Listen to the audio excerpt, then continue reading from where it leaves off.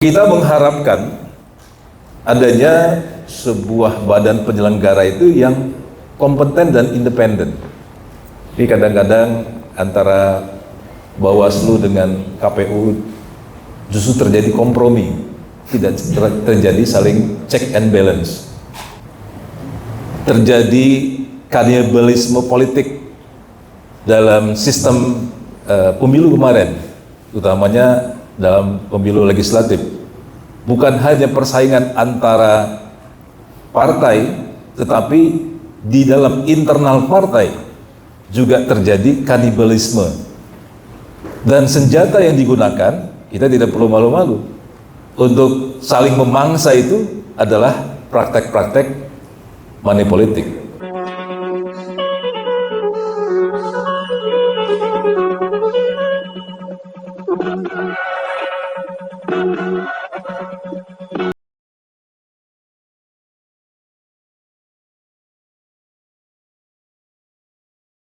Kita akan dengar saja paparan daripada narasumber kedua kita kepada Bapak Dr. Wendy Melva. Waktu dan tempat kita persilakan. Silakan.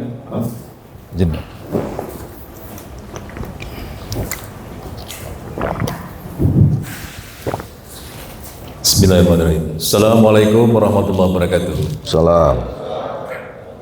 Yang sama-sama kita hormati Pak Dekan, staf jajaran Sivitas Akademika, Fakultas Hukum dan Universitas Lampung, para penyelenggara KPU yang sempat hadir, para senior, ada Bang Hanan, Bang Riza, Bang Abi, Bang Musa, Bang Tony, Bang Topan, juga Bapak dan Ibu selain yang tidak bisa saya sebutkan satu persatu, yang saya takzimi, saya kagumi dan saya hormati.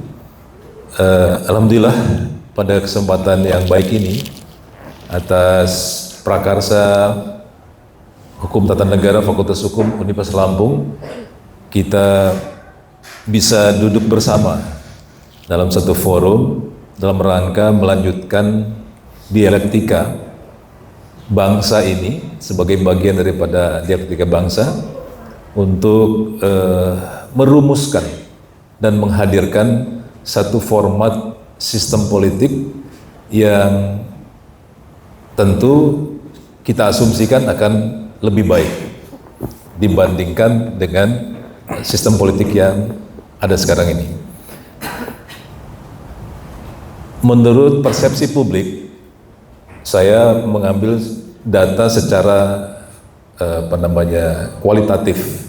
Saya dapatkan dari jurnal, dari media sosial, berita, koran, televisi, forum-forum kajian di kampus, kelompok-kelompok diskusi, dan memang belum didukung oleh data secara kuantitatif.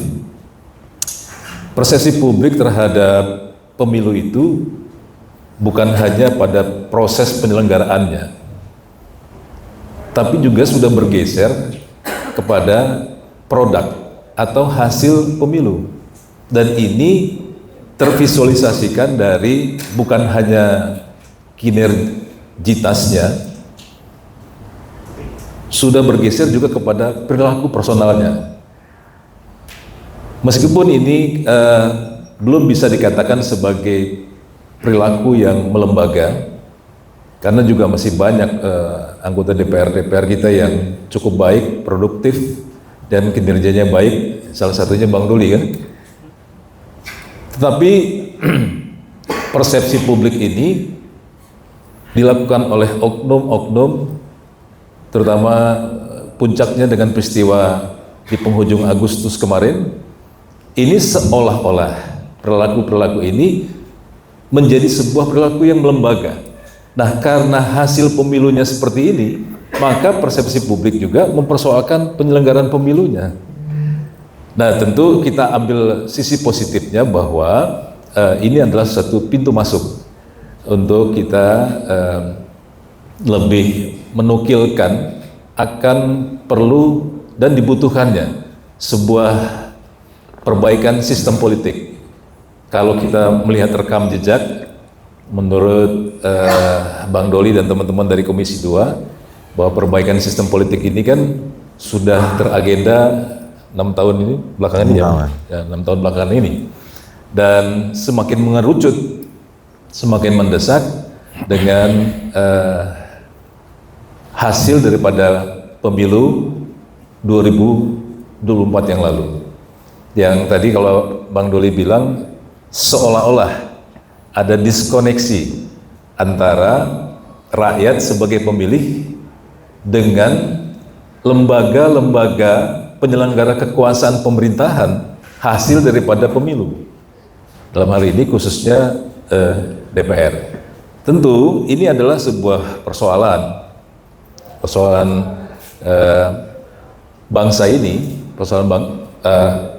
kita akan penting dan dibutuhkannya sebuah perbaikan sistem politik, di dalamnya sistem pemilu.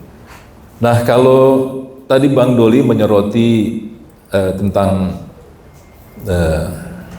alasan dasar argumentasi narasi perlunya perbaikan sistem dari perspektif legislasinya, saya ditugaskan oleh panitia ini dalam perspektif yang berbeda.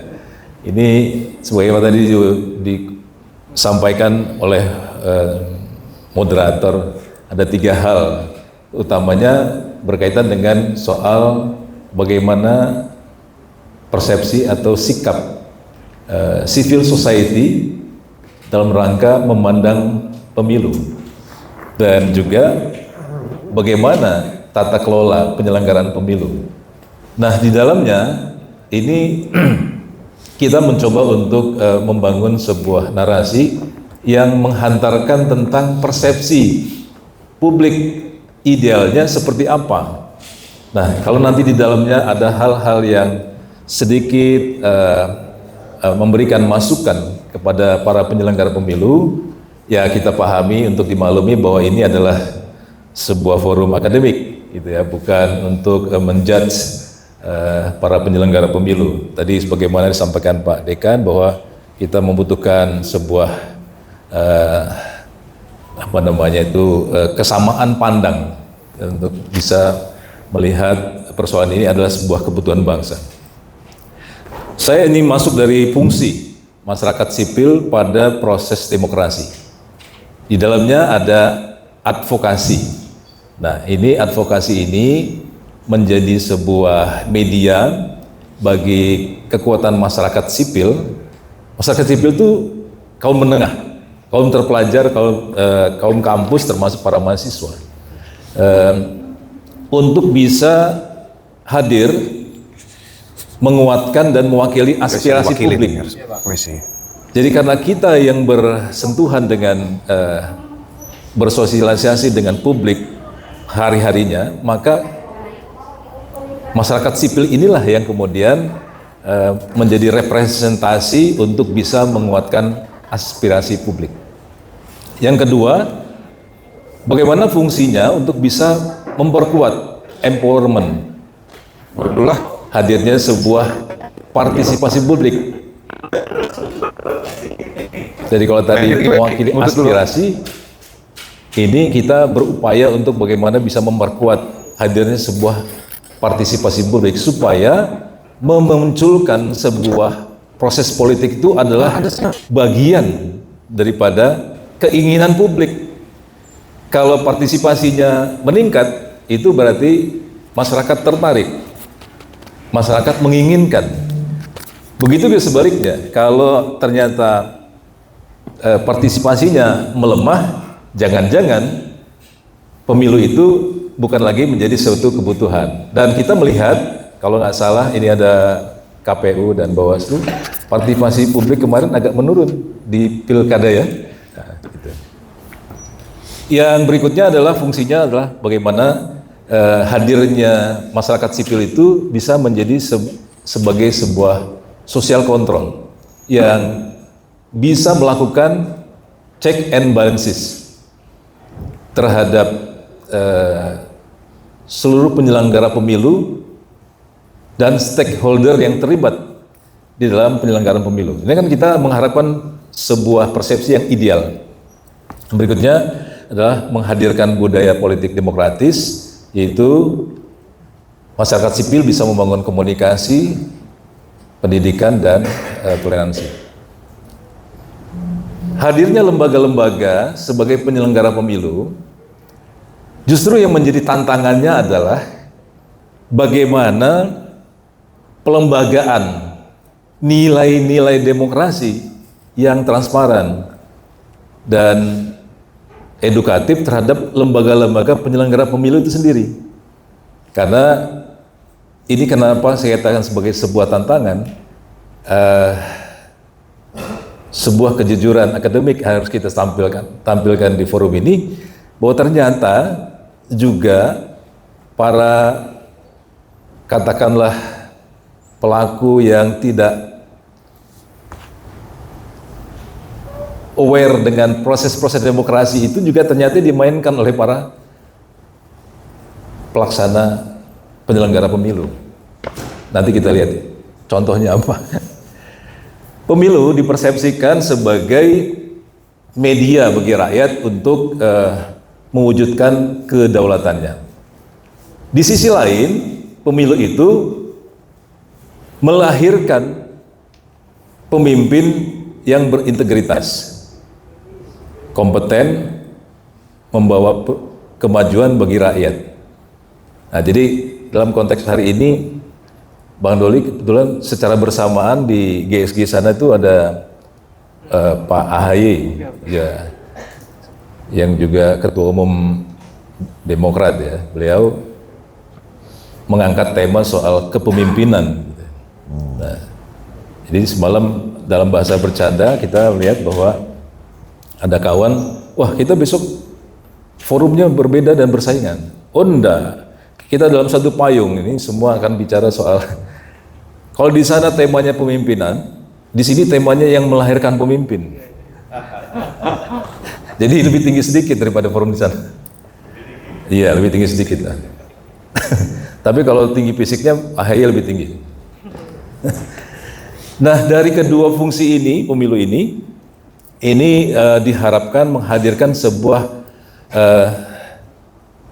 transparansi pemilu dalam bentuk keterbukaan, baik prosesnya maupun hasilnya, dan juga menghasilkan sebuah kejujuran, kebenaran, keadilan, utamanya oleh penyelenggara pemilu. Dalam hal apa? Dalam hal pertama, struktur organisasi. Tadi Bang Doli sempat mensetir sedikit, jangan-jangan supaya Bawaslu dan KPU itu bekerja 4 tahun, tapi menerima honor 5 tahun. Ini kata Bang Doli tadi, dengan bahasa yang berbeda. Jadi nganggur jangan 4 tahun. Yang kedua, ini berkaitan dengan rekrutmen yang transparan. Ini juga masih menjadi masalah yang kita temukan dalam diskusi-diskusi. Ternyata baik itu tim selnya maupun rekomendasi mereka yang dihadirkan sebagai penyelenggara pemilu, ini terkadang masih ada yang kontraproduktif terhadap penyelenggaraan pemilu yang berintegritas itu. Yang ketiga, soal ketepatan waktu.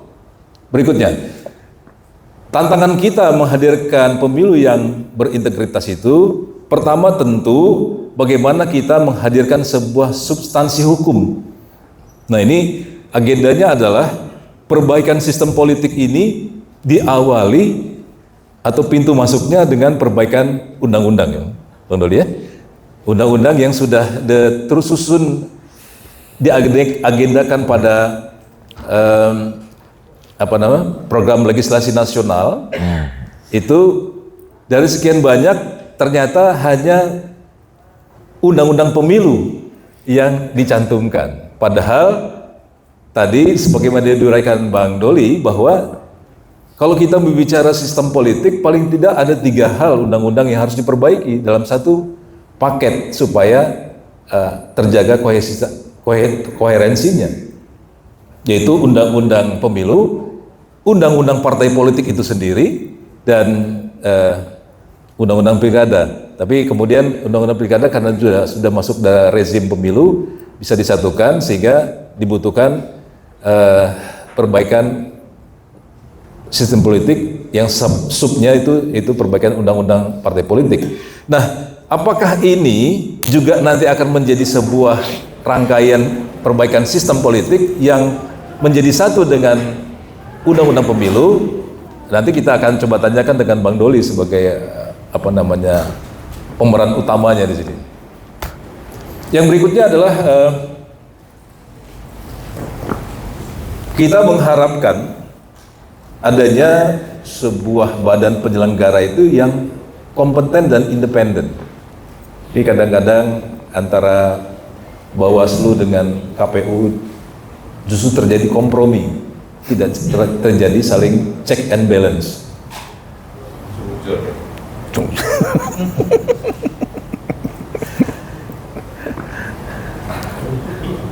Yang ketiga, tantangan kita adalah bagaimana institusionalisasi dan norma persaingan multipartai yang demokratis. Jadi ini ada kaitannya juga dengan sistem multipartai yang kita anut, dan keluarannya nanti ada putusan Mahkamah Konstitusi yang menyatakan bahwa seluruh partai politik yang berhak mengikuti pemilu dapat menyalonkan presiden misalnya dengan presiden thresholdnya yang 0%. Apakah ini nanti juga tidak bisa menjadi sebuah sarana untuk menjadikan calon presiden tunggal? Nah, tentu harus ada pengaturan-pengaturan supaya jangan ada calon presiden tunggal. Karena kalau semua calon partai politik peserta pemilu itu tidak lagi dikenakan presiden threshold, maka semuanya bebas. Kalau terjadi kompromi, cukup satu calon, tidak perlu ada pilpres. Nah, ini juga perlu kita diskusikan bagaimana format ketentuan regulasinya. Kemudian yang keempat adalah partisipasi politik yang setara dan universal. Ini prinsip bagaimana pemilu itu bisa diikuti dengan berintegritas. Berikutnya yang tidak kalah pentingnya adalah pengelolaan pembiayaan politik yang fairness dan transparan. Kita tentu bisa merasakan bahwa terjadi kanibalisme politik dalam sistem pemilu kemarin, utamanya dalam pemilu legislatif. Bukan hanya persaingan antara partai, tetapi di dalam internal partai juga terjadi kanibalisme. Dan senjata yang digunakan, kita tidak perlu malu-malu untuk saling memangsa, itu adalah praktek-praktek money politik yang tadi menurut Bang Doli ini adalah satu kemerosotan moral hazard kita. Nah, oleh karena itu kita beranjak kepada bagaimana memanfaatkan pengawasan yang sifatnya partisipatif. Yang pertama itu untuk meningkatkan akuntabilitas dan transparansi. Ini kaitannya dengan lembaga ke Bawaslu ini. Yang kedua, meningkatkan partisipasi. Berikutnya, dengan pengawasan yang partisipatif tadi itu harapannya bisa memperkuat demokrasi dan meningkatkan kepercayaan serta menjaga perdamaian dan stabilitas. Berikutnya, nah ini juga nanti kita akan coba diskusikan bagaimana penggunaan digitalisasi dan teknologi dalam pemilu kita. Perlukah pemilu ke depan ini kita juga menggunakan misalnya e-count dalam perhitungannya, atau mungkin menggunakan teknologi, tidak lagi menggunakan pencoblosan. Karena kemarin kita bisa menyaksikan bahwa perhitungan menggunakan digital dan teknologi justru menimbulkan masalah yang dihadirkan oleh KPU pusat ya, dengan Sirekap. Karena perolehannya ternyata yang visualisasikan berbeda dengan fakta di lapangan. Nah, itu juga menimbulkan masalah. Jadi penggunaan teknologi dan informasi itu batasannya untuk kecepatan dan kemudahan. Berikutnya adalah keterbukaan informasi publik. Jadi dibutuhkan sebuah keterbukaan informasi publik dalam rangka untuk pertama mengamplifikasi suara. Jadi perolehan suara di TPS itu bisa dengan secepatnya teramplifikasikan beritanya sampai ke, sehingga menghilangkan kemungkinan adanya bias penyalahgunaan kekuasaan di lapangan. Yang kedua itu mendorong adanya partisipasi politik, dan berikutnya adalah menjaga integritas proses politik. Pemilu adalah fondasi bangunan demokrasi. Nah, kata kuncinya itu adalah keterbukaan informasi publik, di mana pada saat pra-proses, on-proses, dan pasca-proses. Tentu dari ketiga rangkaian ini menghadirkan sebuah transparansi dan integritas pemilu yang outputnya meningkatkan partisipasi dan menghadirkan legitimasi. Nah, oleh karena itu dibutuhkan kehadiran negara. Negara harus hadir dalam sebuah proses perbaikan sistem politik itu dengan cara apa? Yang pertama, hukum dan perlindungan hukum. Ini negara bentuknya hadirnya itu adalah dalam bentuk hukum dan perlindungan hukum, yang tadi dalam prolegnas akan dibahas undang-undang pemilu, dan tentu harapannya juga ada pembahasan undang-undang partai politik dan undang-undang pilkada. Yang kedua, negara itu harus menjamin adanya kesetaraan akses informasi.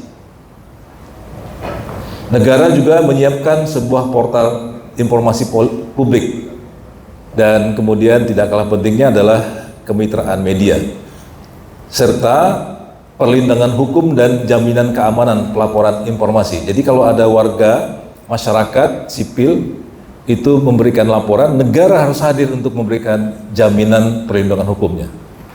Yang berikutnya adalah bagaimana supaya proses pendidikan politik itu bisa teredukasi dengan baik, maka adanya penguatan literasi informasi menjadi sebuah kebutuhan. Nah, tantangannya dalam hari ini adalah sekarang ini kita agak sulit membedakan adanya serangan berita hoax dan disinformasi. Nah, ini sebuah tantangan. Isu-isu advokasi ini yang terakhir barangkali, isu-isu advokasi penyelenggaraan pemilu, yaitu hak memilih dan dipilih. Kata kuncinya, ukurannya, parameternya adalah ketentuan atau norma yang terkandung dalam Konstitusi Undang-Undang Dasar 1945 terkait dengan hak memilih dan dipilih. Sebagaimana misalnya tercantum pada pembukaan Undang-Undang Dasar. Jadi kita jangan pernah bosan dan jemu untuk memahami pembukaan Undang-Undang Dasar, karena di situ ada terdapat tujuan negara di alinea keempat itu. Nah, hak memilih dan dipilih itu mesti kita tempatkan kepada sebuah tujuan, hadirnya tujuan negara, sebagaimana disebutkan dalam pembukaan Undang-Undang Dasar. Kemudian juga ada perlakuan yang sama di hadapan hukum dan pemerintahan, sebagaimana diatur dalam pasal 27 ayat 1 Undang-Undang 45. Kemudian secara universal prinsip hak memilih dan dipilih juga terdapat prinsip-prinsip equality before the law dan dipilih equality before the government. Kita juga harus memberikan advokasi supaya pelaksanaan penyelenggaraan pemilu itu bebas dari campur tangan, intimidasi, diskriminasi, dan atau kekerasan. Ini berikutnya adalah merupakan penegasan bagian dari hak asasi manusia. Pasal 43 ayat 1 Undang-Undang 3999 tentang HAM. Setiap warga negara berhak untuk dipilih dan memilih dalam pemilu berdasarkan persamaan. Jadi hal-hal bersifat prosedur ini jangan sampai mengalahkan substansi demokrasi. Beruntung kita sudah ada putusan Mahkamah Konstitusi nomor 102 yang menempatkan identitas KTP bisa sebagai pengganti daftar pemilih tetap bagi pemilih yang mungkin belum terdata. Jadi hal-hal teknis seperti ini persepsi publik menghendaki adanya perbaikan. Nah, ini buat teman-teman Bawaslu. Fungsi Bawaslu itu dipersepsikan ada dua, yaitu pengawasan dan kuasi yudisial, yang di dalamnya ada sengketa proses pemilu dan pelanggaran administrasi. Anggarannya cukup besar nih Bawaslu. Hasilnya bagaimana? Publik yang menilai. Hasilnya seperti apa? Publik yang menilai. Tapi yang kita temukan di Lampung saja misalnya, hasil pemilu 2024 di Lampung Selatan ditemukan ada anggota DPRD yang ternyata ijazahnya palsu. Di Kabupaten Pesawaran ada bupati terpilih yang ternyata ijazahnya tidak memenuhi syarat. Yang lebih krusialnya lagi, mereka para penyelenggara pemilunya tidak bisa dimintai pertanggungjawaban secara etik karena sudah berganti. Begitu diperiksa sama DKPP, penyelenggaranya sudah berbeda. Nah, ini juga menyangkut soal tahapan, Bang Doli, nanti barangkali juga jadi masukan ini, tahapan pemilu dikaitkan dengan korelasinya dengan rekrutmen penyelenggara pemilu. Jadi jangan-jangan pengalaman kemarin di tengah-tengah tahapan terjadi pergantian komisioner. Nah, ini mestinya ada keterpaduan antara tahapan dengan siapa mereka yang secara profesional harusnya bekerja untuk menjalankan tahapan itu. Dan kemarin pemilu 2024 masih kita temukan di tengah-tengah tahapan ada pergantian komisioner. Jadi tantangannya Bawaslu yang punya kewenangan mahkota kembar ini dipersepsikan tidak fokus. Oleh karena itu tantangan kita adalah bagaimana publik ini diberikan kekuatan empowerment untuk juga bisa melaksanakan fungsi pengawasan terhadap proses penyelenggaraan pemilu itu. Ya, di samping yang berikutnya adalah tantangan kita bagaimana peningkatan sumber daya manusia dan skill daripada khususnya para pengawas untuk menjadi sebuah kebutuhan sering peningkatan daripada peluasan pemaknaan kewenangan yang semula hanya mengawasi penyelenggara menjadi pengawasan proses pemilu. Kemudian yang tidak kalah pentingnya adalah sampai hari ini yaitu diskursus hadirnya sebuah peradilan khusus terhadap hasil pemilu.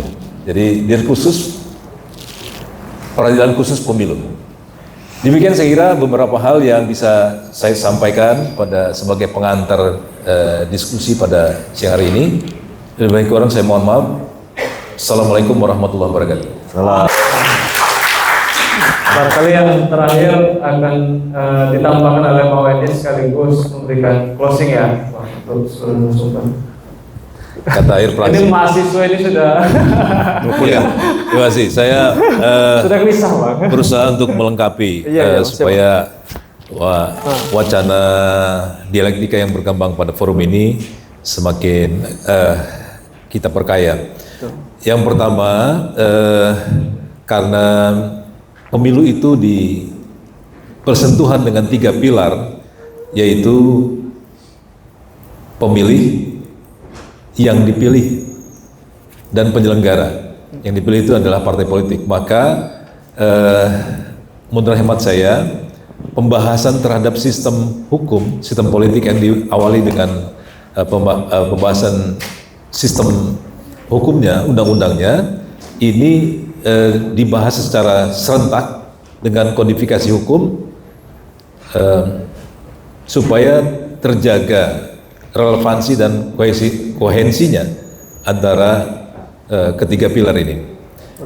Yang kedua juga adalah penting kalau kita menyoroti soal penyelenggaraan pemilu, karena masih kita temukan beberapa case di lapangan justru amplifikasinya itu juga disebabkan oleh penyelenggara. Nah, adalah penting untuk bagaimana menanamkan nilai-nilai demokrasi pada para penyelenggara pemilu. Apakah itu nanti sifatnya di ad hoc atau dipermanenkan? Tapi ini penting supaya apa? Integritas pemilu itu juga terukur dari bagaimana integritas para penyelenggara pemilunya. Sekira mungkin itu hal yang mungkin bisa melengkapi, mudah-mudahan semakin memperkaya wahana dialektika kita pada forum ini. Terima kasih. Dan saya baru tahu tuh bahwa kita ini sudah melanggar pasal 12 katanya. Pasal 12 lewat ini. Saya tanya-tanya dengan apa pasal 12? Rupanya isoma. Ya, terima kasih. Assalamualaikum warahmatullahi wabarakatuh. Waalaikumsalam warahmatullahi wabarakatuh.